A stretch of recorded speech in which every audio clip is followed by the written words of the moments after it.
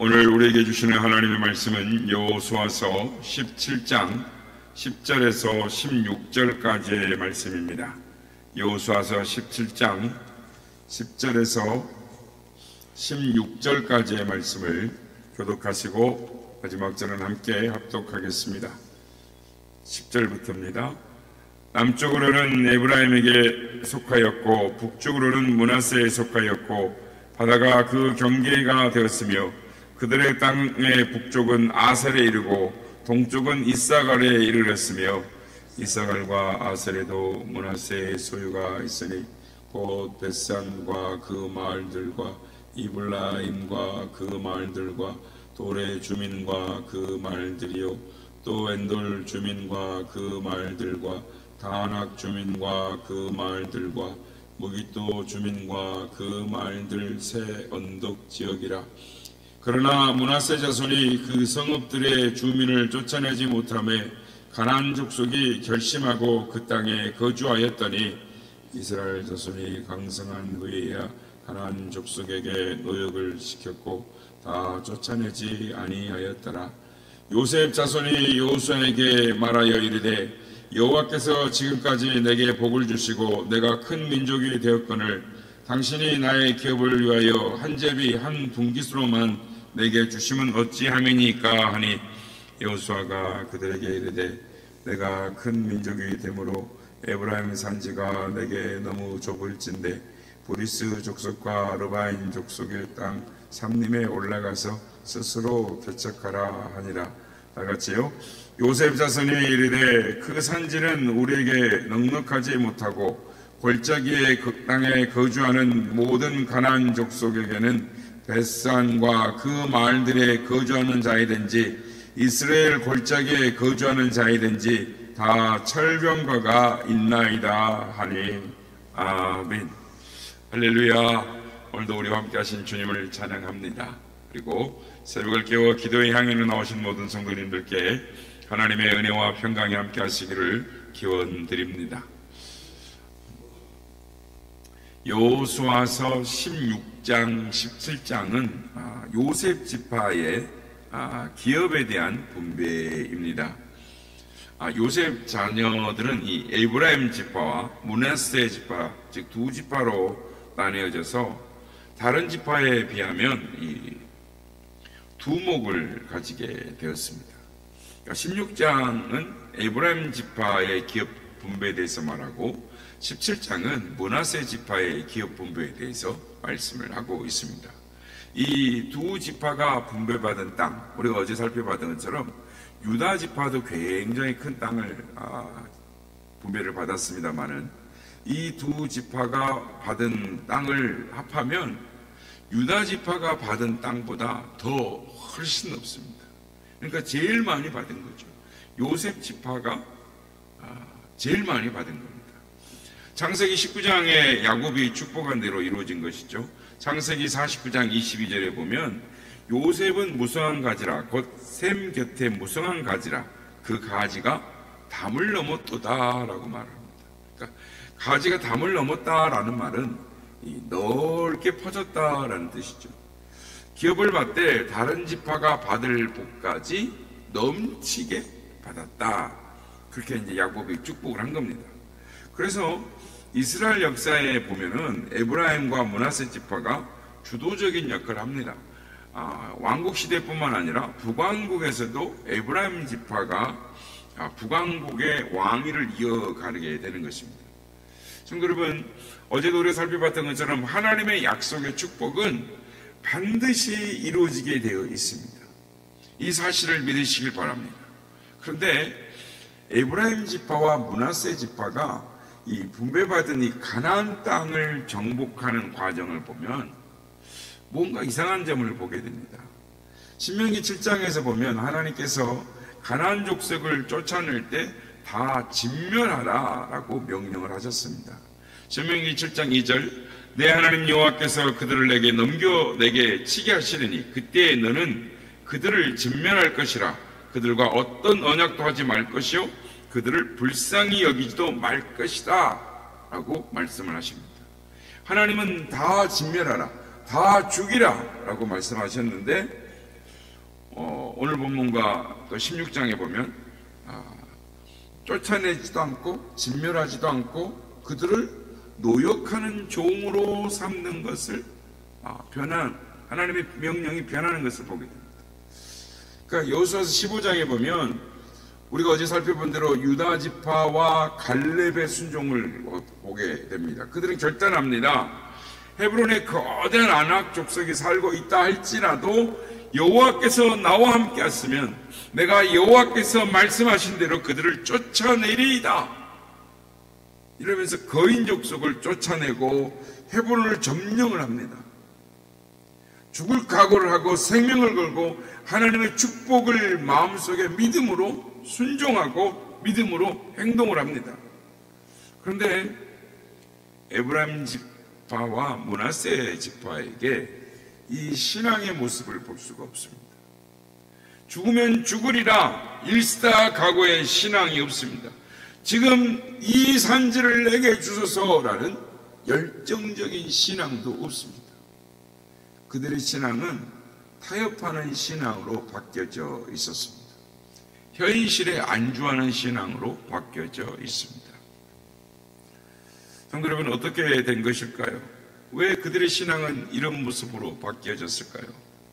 오늘 이 시간에는 에브라임과 므낫세 지파의 이 신앙의 정체기를 보면서 이 신앙의 정체기의 원인이 무엇인지 교훈을 받고자 하는 것입니다. 신앙이 정체기에 빠졌다라는 것은 믿음이 사라졌다는 것이 아닙니다. 하나님에 대한 믿음은 있으나 열정도 없고 뜨거움도 사라졌다라는 것입니다. 행동하는 신앙이 사라지고 머뭇머뭇거리는 신앙으로 바뀌어졌다는 것입니다. 다른 말로 하면 신앙이 뜨뜻미지근해졌다라는 것입니다.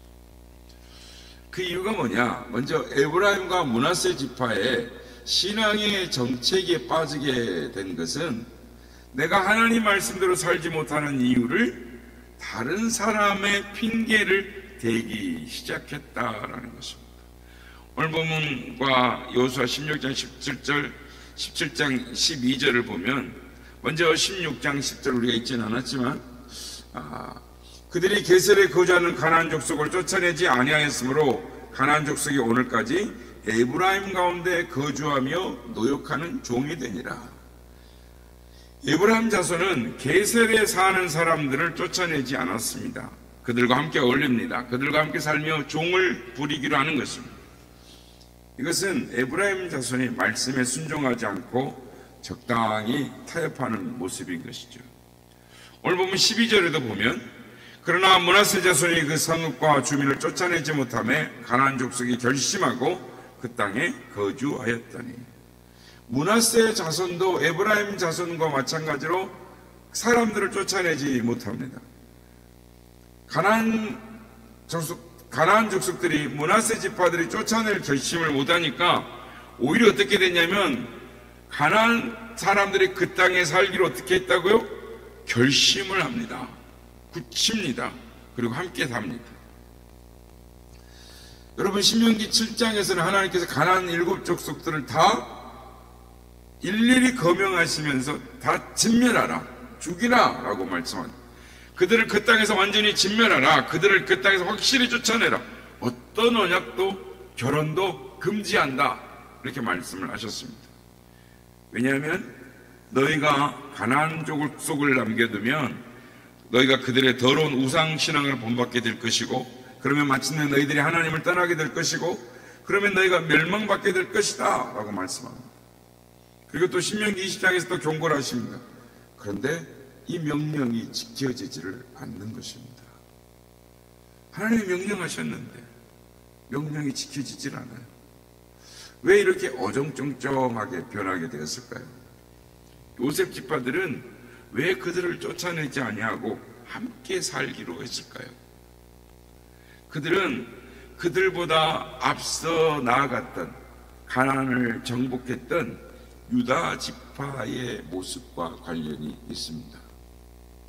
신명기 15장 63절 말씀 보면 유다 지파의 신앙의 모습 이 단편적인 부분이 나오는데, 예루살렘 주민 여부수 족속을 유다 자손이 쫓아내지 못함으로 여부수 족속이 오늘까지 유다 자손과 함께 예루살렘에 거하니라.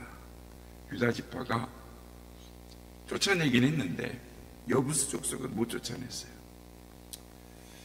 유다 자손이 예루살렘 높은 곳에 거주하는 이 여부수 족속을 쫓아내지를 못했어요. 다윗 왕이 쫓아낼 때까지 못 쫓아낸 것입니다.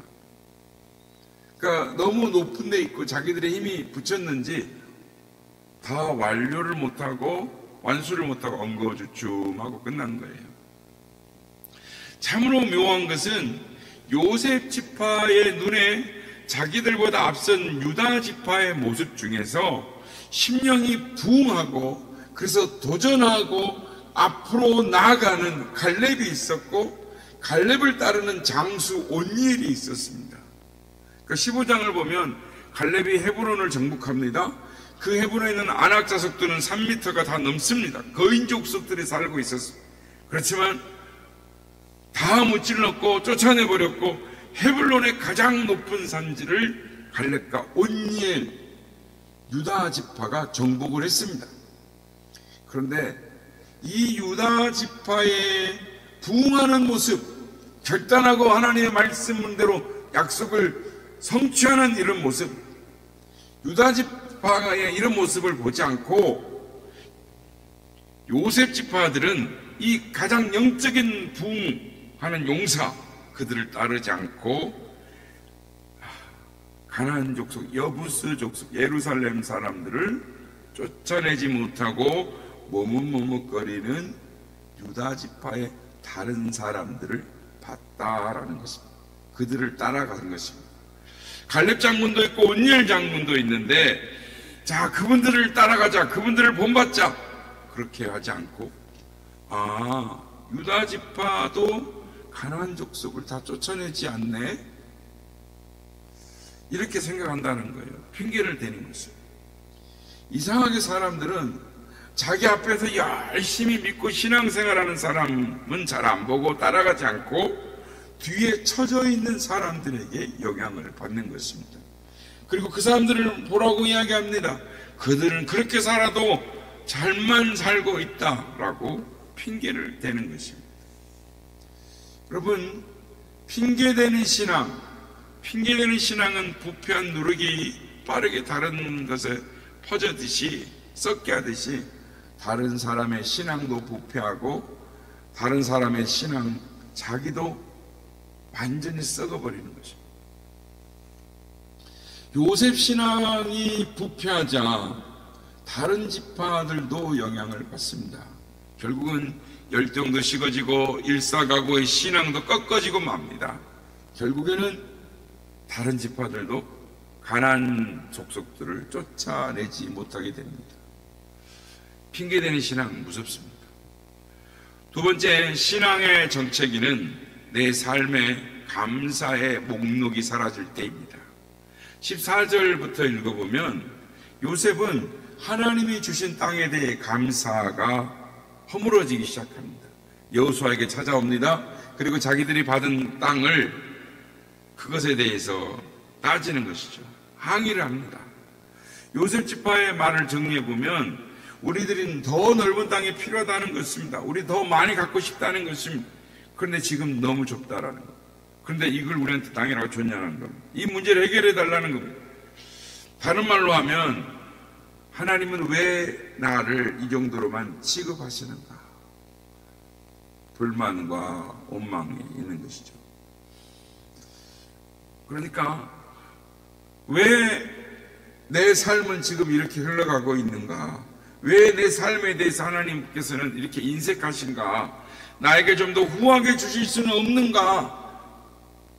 정말 이렇게 생각하니까 정말 우울하네. 삶에 낙이 없네. 이런 생각을 한다는 겁니다. 요셉 지파는 지금 이런 생각의 틀을 갖고 있는 것입니다. 이런 생각을 품으면 꼭 신앙의 정체기가 오게 돼 있습니다. 하나님이 주신 풍성한 삶, 은혜가 떨어진 것입니다. 감사를 잊어버린 것입니다. 12지파에서 야곱의 아들 중에 두 아들들이 각각 한 갑절의 복을 받은 경우는 요셉 지파밖에 없습니다. 야곱의 아들들은 모두 다 한 지파지만 요셉만 두 아들이 한 지파의 목식을 맞았어요. 므낫세와 에브라임이 가진 것이, 이건 특혜 중에 특혜요, 축복 중에 축복인 것입니다. 여러분, 앞에서도 말씀드렸습니다마는 지도를 보면 므낫세와 에브라임 두 지파의 땅을 합쳐보면 다른 지파와는 비교도 안 될 만큼 땅이 큽니다. 다른 지파가 이 문제를 거론할 수도 있었지만 거론하지 않는 것은 요셉이 이스라엘 구원에 지대한 영향력을 끼쳤기 때문에 이것을 인정한 것입니다. 그러니까 갑절의 축복을 받은 상태인데 이미 받은 축복에 대해서 감사가 빠지니까 뭐가 나옵니까? 불평이 나오는 것입니다. 하나님께 원망하는 것입니다. 우리는 숫자도 많고 큰 지파인데 제비뽑기를 한 번만 했다라는 겁니다. 여러분, 우리의 신앙이 정체할 때, 그때는 언제입니까? 내가 내 삶에 대한 감사를 잃어버렸을 때입니다. 가분한 복을 받고, 가분한 건강을 받고, 가분한 직장을 받고, 가분한 믿음의 동지들을 받아 하나님 주신 수많은 목록들이 있지만 그것을 세어보기를 실패할 때 신앙의 정체가 오는 것입니다. 그렇습니다. 감사는, 순종은 영적 훈련인 것입니다. 마지막으로 신앙의 정체기는 자기 합리화에 빠지면 그 틈으로 찾아옵니다.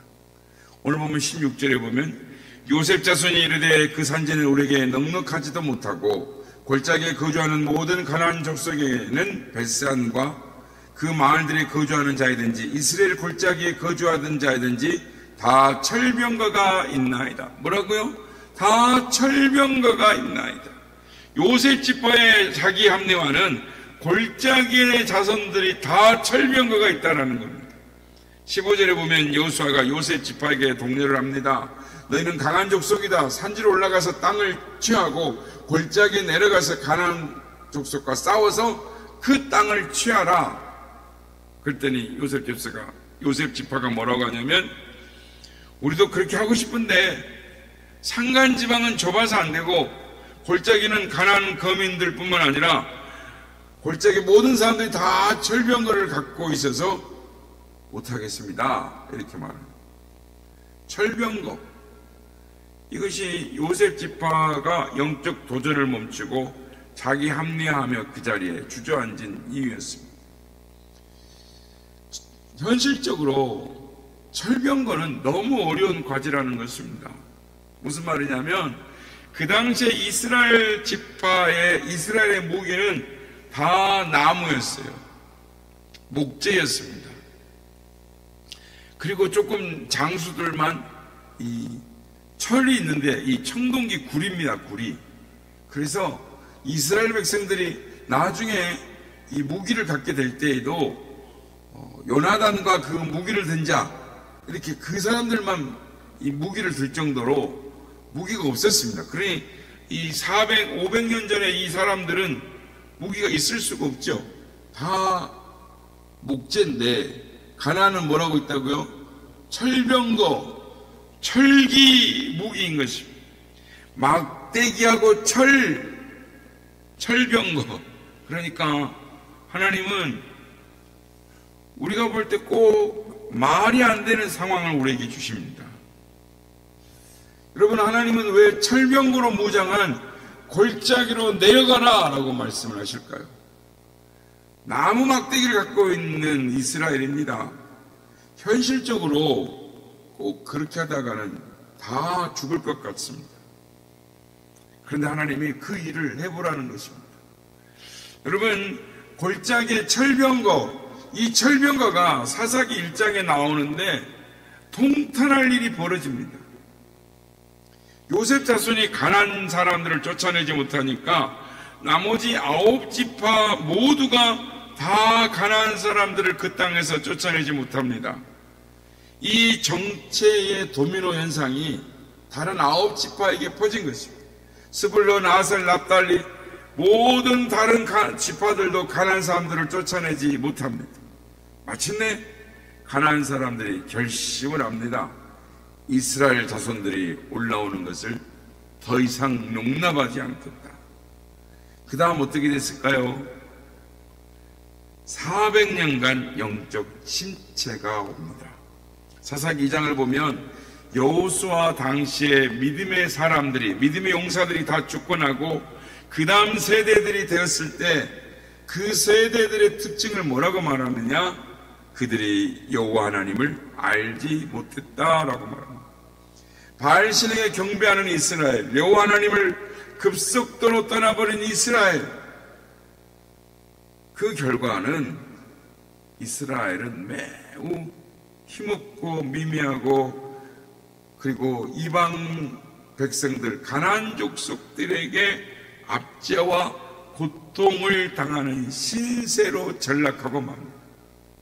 진멸하라고 그랬는데 진멸하지 않았더니 400년 만에 400년 동안 이스라엘은 극심한 영적 정체기를 갖게 됩니다. 아마 이스라엘, 므낫세, 에브라임 모두 다, 9지파 모두 다 이렇게 생각했을 것입니다. 하나님은 가나안을 완전히 진멸하고 내어 쫓으라고 하셨지만 생각해봐라. 세상에 이 철병거를 가진 사람, 가나안 사람들을 막대기 밖에 없는 우리가 어떻게 다 쫓아내냐. 쟤네들이 우리한테 복종하겠다는데 대강 그냥 함께 살지 뭐, 종 부리고 일 시키고 그렇게 살면 되지 않을까?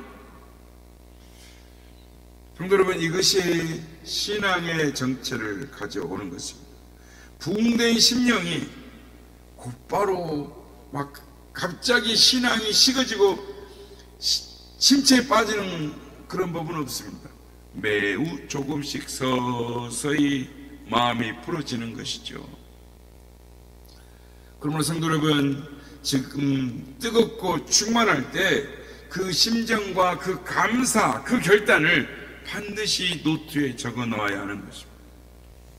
여러분, 누가 신앙의 정체기, 신앙의 침체를 바라겠습니까? 그런데 누구에게나 옵니다. 그때의 문제는 뭐냐면 내가 어떻게 해서 예전에 영적으로 치고 올라갔는지, 내가 영적으로 어떻게 하나님 앞에 갔었는지 그걸 다 잊어버린다는 거예요. 자기 스스로도 잊어버린다는 거예요. 그냥 무너지는 것입니다. 그냥 무너지는 자기 자신을 멀거니 남의 일 보듯이 속수무책으로 그냥 바라보고 당한다는 것입니다. 그러므로 신앙의 정체기가 왔을 때, 침체가 왔을 때, 내가 충만했을 때 내가 결단하고 고백했던 이 내 믿음의 도전을, 나의 고백을 들춰서 보게 될 때 다시 용기를 얻고 신앙의 결단을, 믿음의 결단을 회복할 수 있게 될 것입니다. 성도 여러분, 오늘 이 말씀을 들으면 어떤 생각이 드십니까? 내 신앙의 정체기의 증상은 없는가 살펴봐야 하는 것입니다. 그렇습니다. 첫째, 우리 앞에 하늘의 부름의 상이 있는데 하늘의 상을 향하여 달려가지는 않고 혹시 다른 사람을 핑계대면서 타협하고 살고 있지는 않는가? 둘째, 지금 내가 내 삶의 감사가 줄어들고 있는가, 늘고 있는가 진단해 보는 것입니다. 오늘부터 하나님 앞에서 진정으로 감사 목록을 적어 보시길 바랍니다. 감사 목록을 며칠만 성실하게 적어도 내 신앙이 회복되고 살아날 것입니다. 마지막으로 내가 어떤 합리화 속에서 영적 부지런함을 상실했는가를 진단해 보십시오. 그리고 믿음의 과제 하나를 결단해서 다시 일어나 보는 것입니다. 성도 여러분, 여러분의 신앙을 점검하시고 새롭게 출발하시는 믿음의 결단하시는 우리 모두가 다 되시기를 예수님의 이름으로 축복합니다. 아멘.